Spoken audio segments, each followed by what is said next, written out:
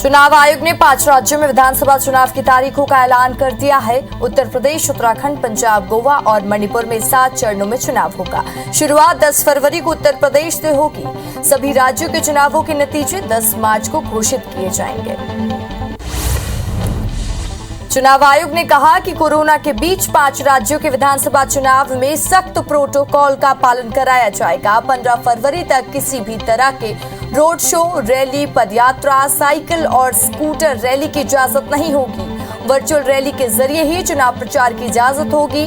जीत के बाद किसी तरह के विजय जुलूस भी नहीं निकाले जाएंगे। मुख्य चुनाव आयुक्त सुशील चंद्रा ने कहा कि विधानसभा चुनाव में 18.34 करोड़ मतदाता चुनाव में हिस्सा लेंगे। सभी चुनाव कर्मियों को कोरोना वैक्सीन की दोनों डोज लगी होगी। जिसे जरूरत होगी उन्हें प्रिकॉशन डोज भी लगाई जाएगी। कोरोना के बीच चुनाव कराने के लिए नए प्रोटोकॉल लागू किए जाएंगे।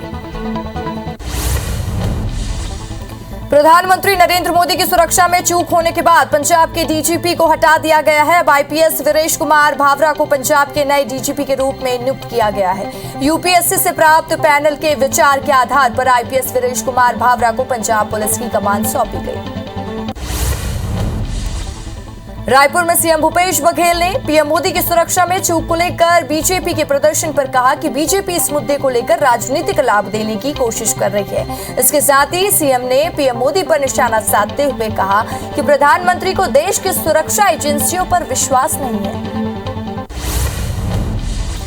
पीएम की सुरक्षा में चूक को लेकर बीजेपी कई राज्यों में 3 दिनों से प्रदर्शन कर रही है। जगदलपुर में भी बीजेपी नेता कार्यकर्ताओं ने पंजाब सरकार पर आरोप लगाते हुए नारेबाजी करते हुए विरोध जताया है। रायपुर में सीएम भूपेश बघेल ने प्रदेश में बढ़ते कोरोना संक्रमण को लेकर कहा कि फिलहाल आर्थिक गतिविधियों पर रोक लगाने की आवश्यकता नहीं है। सीएम ने कहा कि संक्रमण रोकने के लिए जरूरी प्रयास किया जा रहा है। छत्तीसगढ़ में कोरोना संक्रमण लगातार बढ़ रहा। बढ़ते संक्रमण को देखते हुए हाईकोर्ट ने वर्चुअल सुनवाई करने का फैसला लिया है। 11 से 31 जनवरी तक वर्चुअल सुनवाई का फैसला लिया गया। वीडियो कॉन्फ्रेंसिंग के जरिए मामलों की सुनवाई की जाएगी। कोरोना की तीसरी लहर से निपटने की तैयारियों को लेकर जबलपुर हाईकोर्ट ने राज्य सरकार से जवाब मांगा है। हाईकोर्ट ने मध्य प्रदेश सरकार को 2 हफ्ते में विस्तृत रिपोर्ट पेश करने के आदेश दिए। बता दें कि मामले की अगली सुनवाई 2 हफ्ते बाद होगी। भोपाल में मास्क न लगाने वालों पर चालानी कार्रवाई की जा रही है। बता दें कि कल दिन भर में 1103 लोगों को मास्क न लगाने पर चालान उनके काटे गए हैं और इस दौरान 1,17,000 रुपए की वसूली की गई है। मध्य प्रदेश में कोरोना संक्रमितों के बढ़ते मामलों को देखते हुए राज्य सरकार आयुष्मान भारत योजना के तहत हितग्राहियों को इलाज मुहैया कराएगी। चिकित्सा शिक्षा मंत्री विश्वास सारंग मीडिया से कहे कि तीसरी लहर को देखते हुए सरकार ने अपनी तैयारी पूरी कर ली है। आयुष्मान भारत योजना के तहत भी पात्र हितग्राहियों के कोरोना इलाज को लेकर निर्देश जारी कर दिए गए हैं। कोरोना की तीसरी लहर को लेकर अलीराजपुर जिले के प्रभारी मंत्री राजवर्धन सिंह दत्ती ने अलीराजपुर जिला चिकित्सालय का निरीक्षण किया।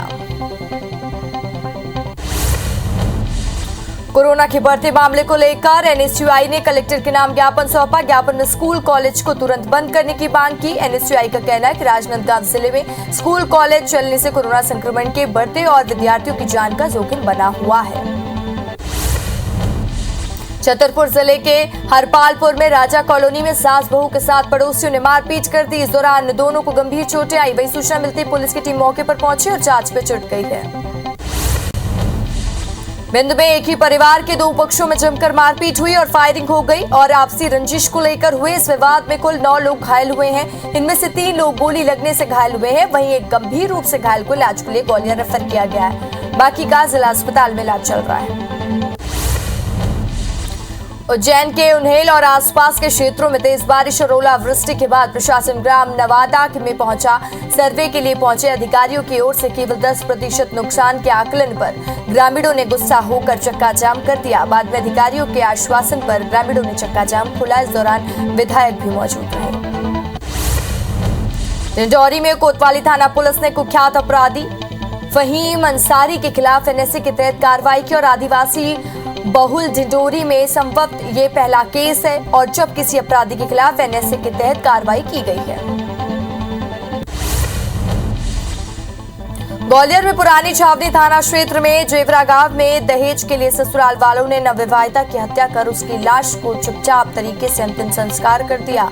जब मृतका के पिता को इस बात की जानकारी लगी तो उन्होंने थाने में शिकायत दर्ज कराई। पुलिस ने जांच पड़ताल के बाद पति सहित सास ससुर पर मामला दर्ज कर जांच शुरू कर दी है।